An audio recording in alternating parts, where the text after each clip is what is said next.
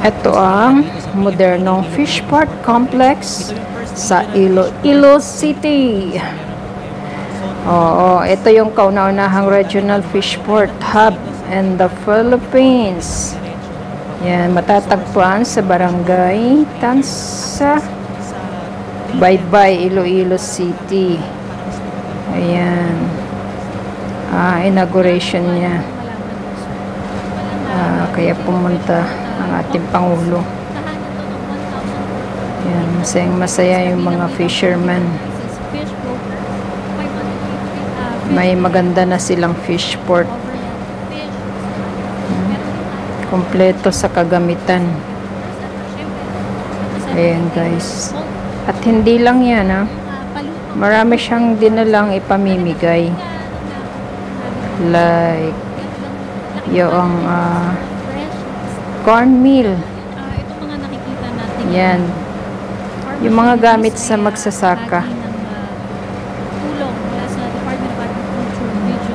At I think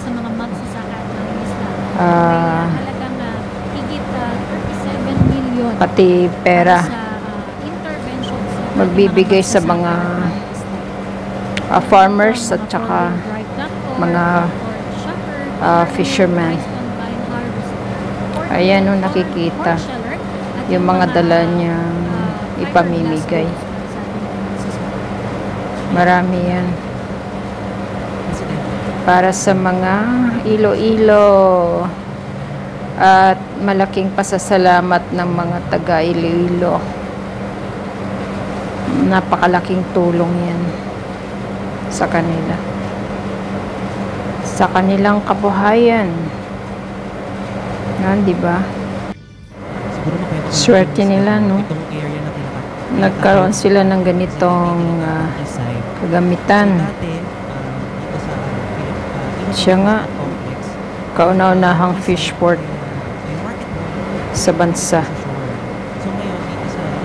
Sana all, lahat ng fish port o kaya lahat ng probinsya na kung saan yung may mga fish port, sana magkaroon din sila ng ganitong kalaki. Diba? Swerte nila. Ayan, pati bangka. Nagpamigay yung bangka na din motor. Kahit simpleng ganyan lang ipinamigay, swerte mo kung ikaw